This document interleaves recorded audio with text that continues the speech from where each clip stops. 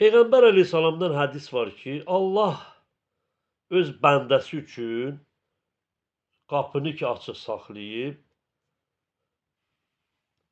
can boğaza gələnə qədər bəndə onun qapısını döysə, yəni o vaxtacan ona o şansı verir.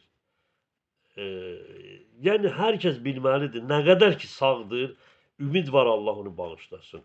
Nə qədər ki nəfəs var, ümid var Allah onu bağışlasın. Çünki Quranın və hədislərə əsasən. İmam Əli əleyhissalamdan hədis var, buyurur, mömin nə tam arxayın olar, nə də tam ümidsiz. Günahlardan qorxar, amma Allah Taala'dan ümidini kəsməz. Deyir, təlaya bir sərçə düşəndə necə çırpınar? İnsan bir kiçik də bilsə o günahı eləsə, bax o cür tərpənir, çırpınır, qorxur. Buna baxmayaraq Allah qapısına gedir və ümidi var onu bağışlayar.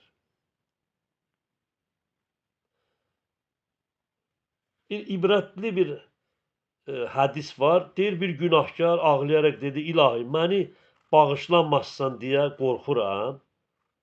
Deyir cavab gəldi, əgər səni mən bağışlamayacaqdımsa, səni tövbəyə gətirməzdim ki.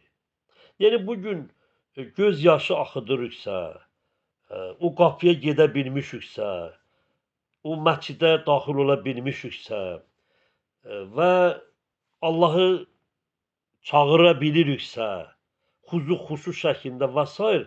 bu elə özü bizə bildirir ki, Allah istəməsədi bu alınmayacaqdı. Demək Allah istəyir bizi ora gətirib ki, biz bağışlanaq. Ona görə ilahi məni bağışlanmasın deyə qorxuram, məni bağışlamayasan, Allah Taala'dan səs gəlir. Hədisdə var, deyir, cavab gəldi, dedi ki, səni bağışlamayacaqdımsa, onda niyə səni mən tövbəyə gətirdim?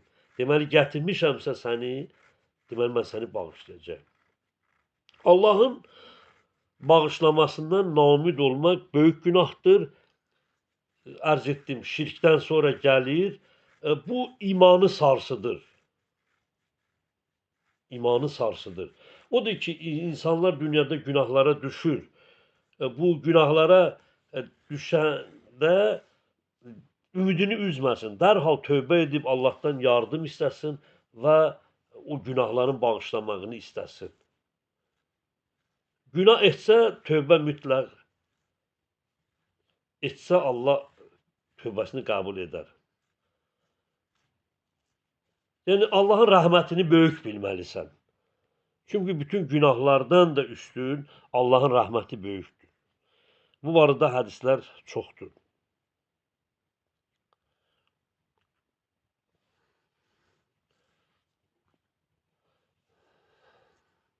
Əgər qəlbə peşmançılıq salıbsa, gözünə yaş gəlibsə,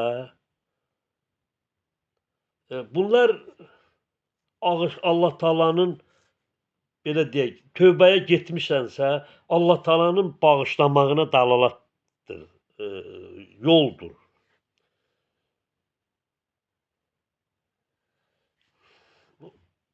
Və bir daha ərz edeyim, Allah Taala Quranda Əraf surəsi 156-da buyurur ki, mənim rəhmətim hər şeyi əhatə etmişdir. Və Əli əleyhissalam buyurur, Allahın bağışlanmayacağını düşünmək günahların elə ən böyüyüdür.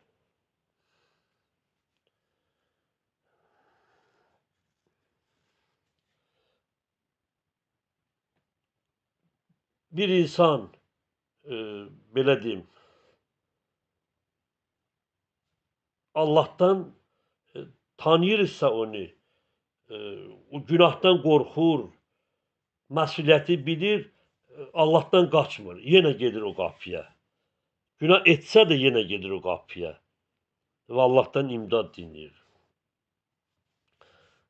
Bir günahkar dedi ki, ilahi, utanıram sənin qapına gəlməyə. Nida gəldi, səni günahdan utandıran mənəm, indi məndən niyə utanırsan? Utanmaq tövbənin başlanğıcıdır. Yəni bugün insan o günahlardan da utanır, peşman olur və s. Elə o özü tövbənin başlanğıcıdır, o utanmaq.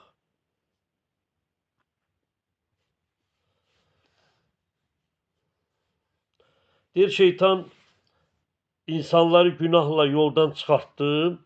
Allah əvəzində buyurur, onlar tövbə etdikcə sənin zəhmətin boşa çıxacaq. Deyir, tövbə şeytanın belini qırır, sındırır, saraldır onu. Quranda Allah Teala o surələrdə ki 38-ci surə Qurani Kərimdə Sad surəsində bəli əzizlər 38-ci surədə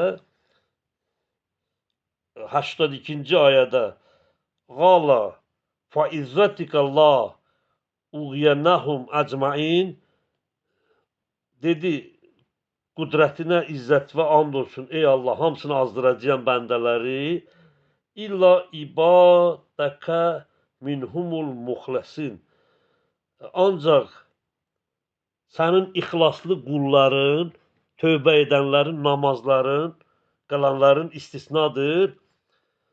Qala fəl haqqı vəl haqqı. Allah dedi, həqiqətən haqqı deyirəm.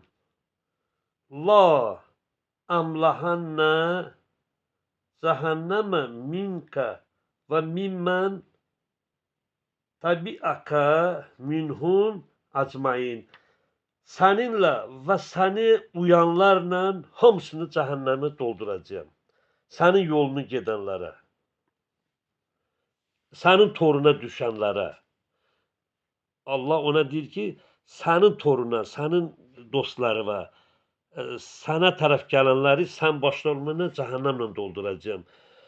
İxlaslı tövbə edən, ümid kəsməyən məndən qapıma gələn yox. Onları sən bacarmazsan. Artıq Allah Teala burada bu çıxışı da bizə verir.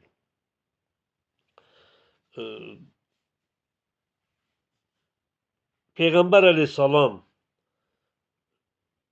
bir daha bu barədə çox hədislər var. Buyurur ki, ölüm anında belə Allahdan ümidi kəsməyin. İnsan tövbə etsə nicat tapar. İmam Zeynalabdin əleyhissalam buyurur, Səhifə Səccadiyyədə ilahi günahlarım məni səndən uzaqlaşdırsa da, ümidim məni sənə yaxınlaşdırır.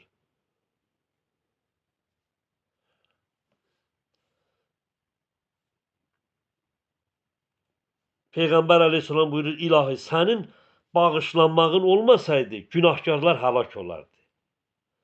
İmam Ali buyurur, ilahi sənin rəhmətin günahlarımdan da böyükdür. Və dəyərli əziz eşidənlər, Qurani Kərimin Fatir surəsində orada Allah buyurur, əgər mən günah görə, günahkardılar, onları öldürsəm, onda yer aləmində bir nəfər sağ qalmazdı. Deməli, bəndə günahkar olar, günaha düşər, ancaq istiğfar da etməlidir, tövbə etməlidir, qapı açıqdır. Dünyada nə qədər nəfəsimiz var, ruhumuz bədənimizdədir. İnşallah Allah qapısına gedək, namid olmayaq. Allah öz buyurduğu kəlamların hürmətinə bizi bağışlayar. Xudavand Allah Teala siz eşidənlər bizləri, tamam xalqımızı əfv eləsin inşallah.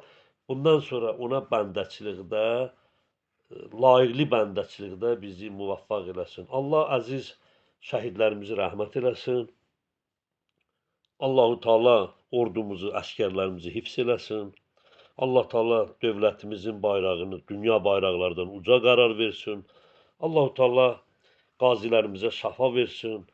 Xəllaq alam öz nəzərini Azərbaycan torpağının üstündən, cəmaatımızdan, xalqımızdan heç vaxt kənar eləməsin və İmam Zaman Cəlalov Fərəcəva Taalanı zuhurda təcil eləsin. Xudaya bizə verdiğin bu qələbəni, bu zəfəri inşallah qiyamət gününə qədər ət-daimi, yəni daima qərar verəsən inşallah. Amin ya Rabbal